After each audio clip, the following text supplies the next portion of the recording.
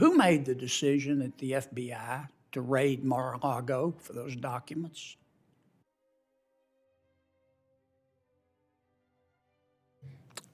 Well, I'm not sure there's a specific person that made the decision. It was the investigative team. Mr. Director, it seems to me that some people should not have power. I don't care how smart they are. I don't care how experienced they are. They just don't have enough maturity or morality or ethics to exercise power. And I am talking, of course, about your predecessor. You have been a significant improvement. Unlike my experience with you, and what I've observed is that unlike your predecessor, you're not egomaniacal,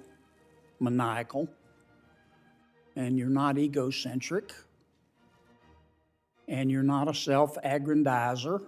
You don't run around like your predecessor going, look at me, look at me. You don't leak to the press like the Titanic. And I know that's a low bar, but I appreciate it.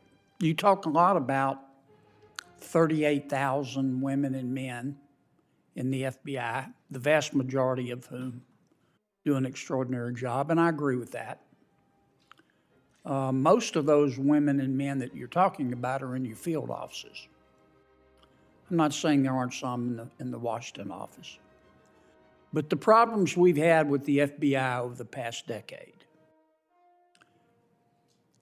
you've alluded to them, have come primarily out of the Washington office. I listened carefully to your recitation of your efforts to clean that up. But I think most fair-minded Americans still wonder if there has been real accountability in all cases. And that's the spirit in which I'm going to ask you these questions. Who made the decision at the FBI to raid Mar-a-Lago for those documents?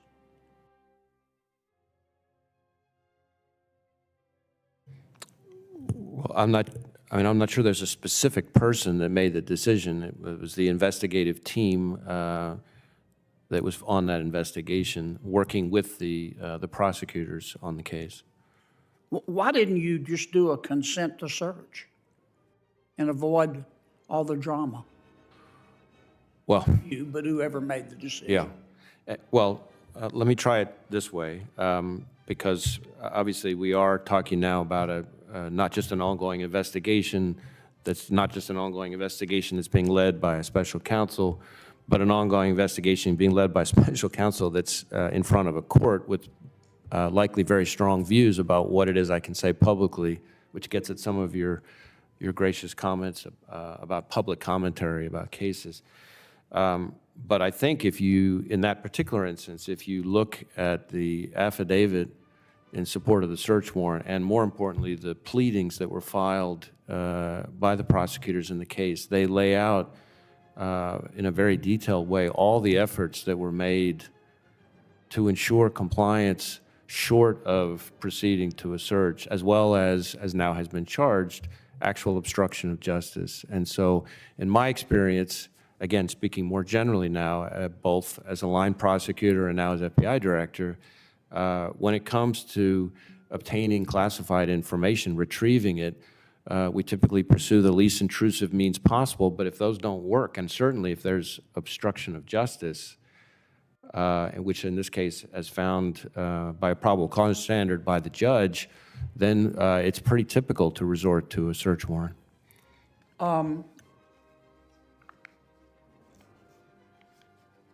Of course, as you know as well as I do, that the FBI cannot censor American speech. It talks about abridging speech, that our First Amendment does. At one time, I think it was during your tenure, the FBI had 80 FBI agents working with social media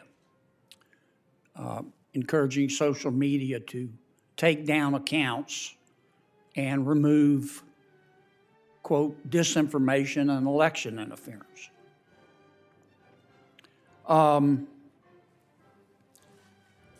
A district court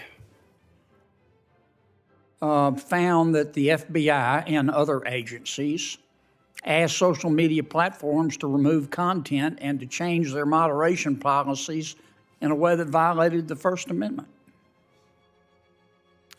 And it went up to the Fifth Circuit. The Fifth Circuit limited the injunction, but here's what the Fifth Circuit said. The FBI, quote, likely coerced the platforms into moderating content and encouraged them to do so by effecting changes in their moderation policies, end quote, in violation of the First Amendment.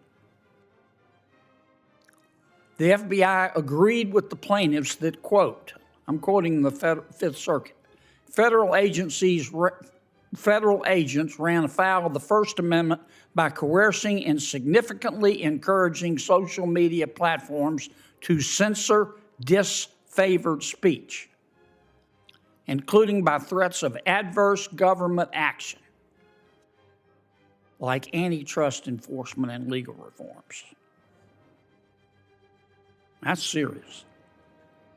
Is the Fifth Circuit wrong?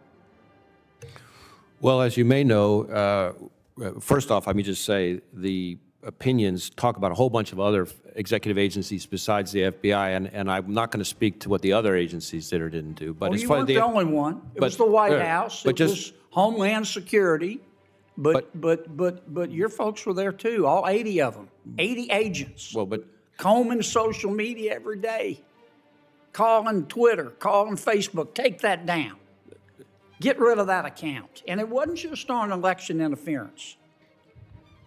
It was on COVID vaccines. It was on lockdowns. So a couple things, and I appreciate the opportunity to clarify this.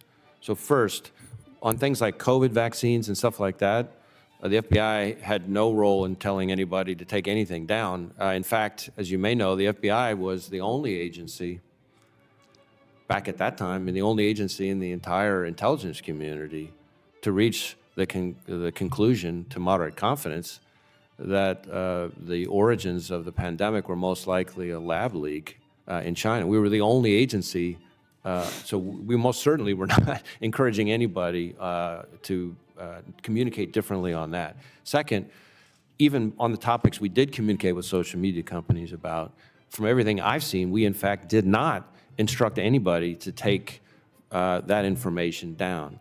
As to the Fifth Circuit's opinion, as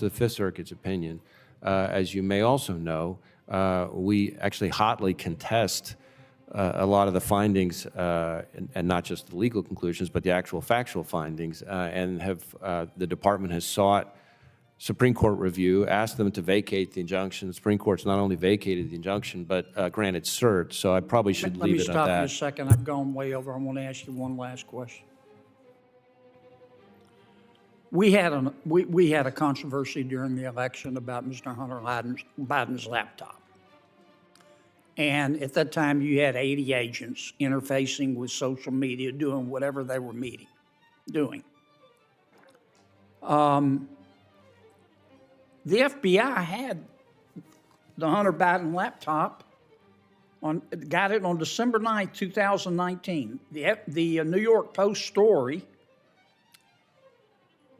which a lot of the social media companies at the suggestion of government took down, the story came out on 10/14/2020. Why didn't the FBI just say, hey, the laptop's real? Why didn't you just tell everybody the laptop's real? We're not vouching for what's on it, but it's real. This isn't a fiction. Well, as you might imagine, the FBI cannot, especially in a time like that, be talking about an ongoing investigation. Second, I would tell you that at least my understanding is that both the FBI folks involved in the conversations and the Twitter folks involved in the conversations both say that the FBI did not direct Twitter to suppress. But others were in government. Well, I can't speak to others in government. That's part of the point that I was trying to make, because the Fifth Yes, sir, Circuit's but you're opinion... the FBI. You're not part of the White House and part of Homeland Security. You're not supposed to be political. You see all this controversy going on. Why didn't the FBI say, time out, folks, we're not getting in the middle of this, but the laptop's real? Again, we have to be very careful about what we can say, especially in the middle of an election season, because that's precisely some of the problems that led to my predecessors' negative findings from the Inspector General. Did you hear a gavel? Thank you, Senator heard a Kennedy. gavel. Thank you, Senator Kennedy.